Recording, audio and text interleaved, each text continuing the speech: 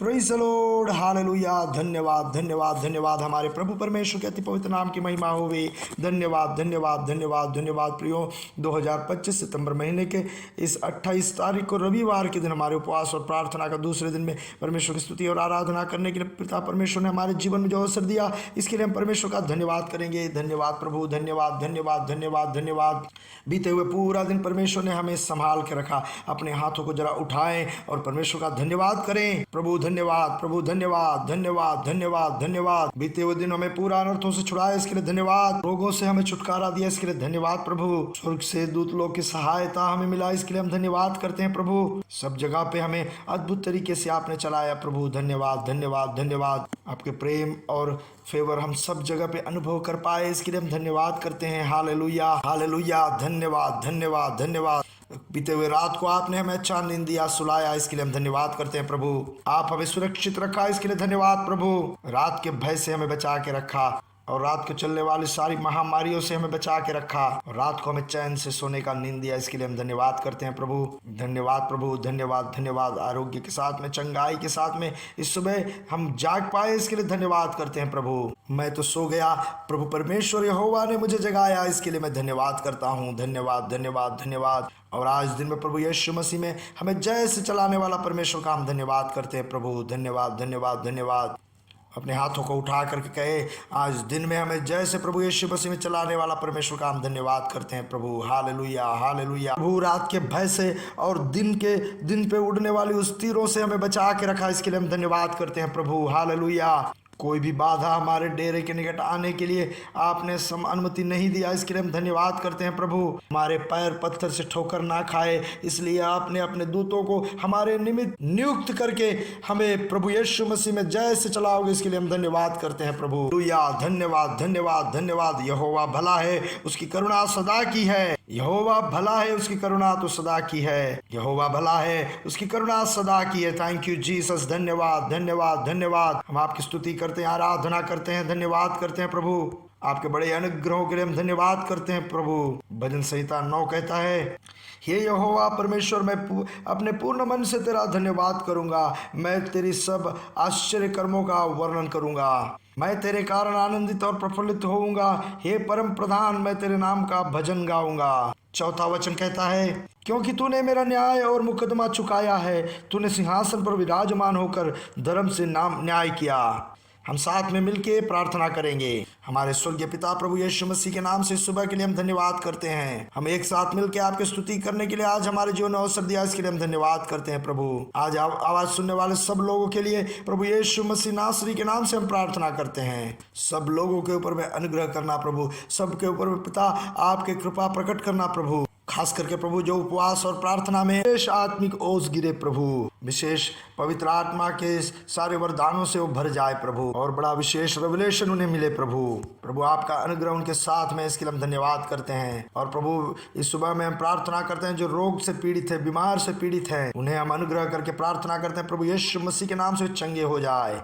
हर प्रकार के रोग के बंधन प्रभु यीशु मसीह के नाम से खुल जाए। डायबिटीज के वजह से जो भी मुश्किलें परेशानी हो, यीशु मसीह के नाम से दूर हो जाए। और शरीर में जो भी घाव है, जैसे उंगलियों में और शरीर के कई भागों पे जो घाव है, जो सूख नहीं रहा है, उसके ऊपर में आज अद्भुत चंगाई हो प्रभु। और भी कई प्रकार से शारीरिक पीड़ाओं से जो गुजर रहे हैं, दर्द से गुजर रहे हैं, उन्हें हम याद करते हुए उनके ऊपर प्रभु यीशु मसीह के नाम से अद्भुत चंगाई को डिक्लेयर करते हैं, घोषणा करते हैं। खास करके यूट्रस से जुड़े हुए सारे बीमारियों के ऊपर में अद्भुत चमत्कारी प्रकट हो। और इसी तरह प्रभु जो इलाज के दौरान, जो बीमारियों की इलाज के दौरान शरीर में जो परेशानी अनुभव कर रहे हैं, वो सब अनुभव आज दूर हो जाए, चंगे हो जाए। सब लोगों के ऊपर में अद्भुत चंगाई और आरोग्य प्रभु यीशु मसीह के नाम से प्रकट हो। और प्रभु इस सुबह के समय में प्रार्थना करते हैं, जो कोर्ट कचहरी से जुड़े हुए, जो बातों में जो उलझे हुए हैं, परेशानी में हैं, उनके लिए प्रभु आप धर्म से न्याय करने वाले हो, आप धर्मी परमेश्वर हो, इसके लिए हम धन्यवाद करते हैं प्रभु। और प्रभु हमारे बच्चे जिनके शादी की उम्र हो गए उनके लिए हम प्रार्थना करते हैं प्रभु, शीघ्र ही उनके जीवन में प्रभु नए रिश्ते आए और वो भी पारिवारिक जीवन में प्रवेश कर पाए प्रभु इस प्रकार से सारे आर्थिक परेशानियां, पैसों के मुश्किल दूर हो जाए, बच्चों की पढ़ाई लिखाई एकदम अनुग्रह से आगे बढ़े प्रभु आज ये संदेश जहाँ सुन रहे उस घर के अंदर में परमेश्वर की उपस्थिति वो लोग अनुभव कर पाए प्रभु। जिस घर पर रह के संदेश सुन रहे वहाँ एक स्वर्गीय अनुभव उन्हें मिले प्रभु, शांति और खुशी उस घर के अंदर में बरकरार रहे प्रभु। और आज प्रभु दिवस में दुनिया भर में जो सभा संगतियां हो रहा है उसके लिए हम धन्यवाद करते हैं प्रभु। सारे आराधनाओं में, सभा संगतियों में आपके बड़े अनुग्रह प्रकट हो प्रभु। आज का दिन बड़े बेदारी का और जागरण का दिन हो प्रभु। सारे अभिषिक्त लोग को प्रभु आप इस्तेमाल करना प्रभु, सारे आराधनालयों को प्रभु आप संभाल के रखना प्रभु। आज के हमारे मीटिंग को भी अनुग्रह करके देना, जो प्रार्थना और उपवास के साथ में उन्हें आप आज विशेष बल देना प्रभु। प्रार्थना आपने सुना, इसके लिए धन्यवाद प्रभु यीशु मसीह के नाम से, आमीन आमीन आमीन। प्रभु आप सबको बहुत आय से और बहुत आय से अनुग्रह और आशीष में रखें। ये उपवास और प्रार्थना के 3 दिनों के लिए आप प्रार्थना कर रहे हैं, आज एक दिन तो बीत गया, आने वाले 2 दिनों के लिए आप प्रार्थना कर रहे हैं, आगे भी प्रार्थना में लगे रहे और इस सभा संगतियों से जो भी अनुग्रह है उसके हिस्सेदार बने, भागीदार बने। आज के संदेश के लिए यूहन्ना के सुसमाचार 16 अध्याय उसका 13 वचन से हम पढ़ेंगे। वहाँ ऐसे लिखा गया है, तो जब वह अर्थात सत्य का आत्मा आएगा तो तुम्हें सब सत्य का मार्ग बताएगा, क्योंकि वह अपनी ओर से न कहेगा परंतु जो कुछ सुनेगा वही कहेगा और आने वाले बातों तुम्हें बताएगा। इस वचन को ही हम कल के उपवास प्रार्थना का पहले दिन के संदेश के पहले भाग में हम इस वचन को पढ़े थे। प्रभु यीशु मसीह अपने शिष्यों को तैयार करते समय, प्रभु यीशु मसीह अपने सेवकाई के आखिरी चरणों में, जैसे क्रूस में चढ़ाया जाना और उसके बाद में जी उठने का उस सारे तैयारी जब कर रहे थे, उस समय शिष्यों से विदा लेने से पहले और आने वाले आगे के सारे सेवकाइयों के लिए शिष्यों को तैयार करते हुए यूहन्ना का सुसमाचार 14, 15, 16 इन अध्यायों में प्रभु यीशु मसीह अपने वचनों को कहा। 14 अध्याय में प्रभु यीशु मसीह पवित्र आत्मा के बारे में उन्हें वादा करता है और प्रभु यीशु मसीह ऐसे कहते हैं कि मैं पिता के पास जाऊंगा और पवित्र आत्मा तुम्हारे पास में आएगा जो तुम्हें आगे रास्ता दिखाएगा। इस बड़े परमेश्वर की पद्धति का यीशु मसीह ने शिष्यों के सामने खुलासा किया। जब शिष्य लोग इस वचनों को सुनते हैं तो भी उनके अंदर में ऐसा एक चिंता रहता है कि जो यीशु मसीह के साथ में हम चलते हैं इसी तरह आगे हम चल पाएंगे क्या। यीशु मसीह ने उनसे कहा कि पवित्र आत्मा तुम्हारे साथ में चलेगा, तुम्हारे अंदर में वास करेगा और आगे बढ़ाएगा। इन उपवास और प्रार्थना के 3 दिनों में हम पवित्र आत्मा के बारे में ज़्यादा जानने के लिए और अनुभव पाने के लिए हम प्रार्थना कर रहे हैं। कल के सभा संगति में हम बड़े आत्मिक अनुभव पाए। देखो प्रियो, पवित्र आत्मा के बारे में बाहरी जानकारी नहीं, पवित्र आत्मा से अंदर से भीतर से एक जानकारी और अनुभव इन दिनों में पवित्र आत्मा हमें देगा। इसलिए आज जो कोई आ पाए वो चर्च में आ करके इस मीटिंग में, आराधना में भाग लें। होली स्पिरिट सत्य का आत्मा है, कभी भी पवित्र आत्मा हमें मिसलीड नहीं करेगा, हमें कभी भी पवित्र आत्मा गलत रास्ते की तरफ नहीं ले जाएगा। पवित्र आत्मा हमारे हर कदम को संभाल के रखने का गाइडेंस हमें देगा, चाहे वो हमारे नौकरी पे हो, चाहे बिजनेस में हो, हमारे पारिवारिक जीवन में हो या परमेश्वर के सेवकाई में हो, हमारे हर एक कदम को पवित्र आत्मा गाइड करके रखवाएगा। सत्य का आत्मा और सच्चाई में चलाने वाला आत्मा का मतलब यह है परमेश्वर का वचन को हमारे अंदर में प्रकाशित करके देगा। परमेश्वर का वचन को हमारे अंदर में पवित्र आत्मा जो है फलवंत करेगा।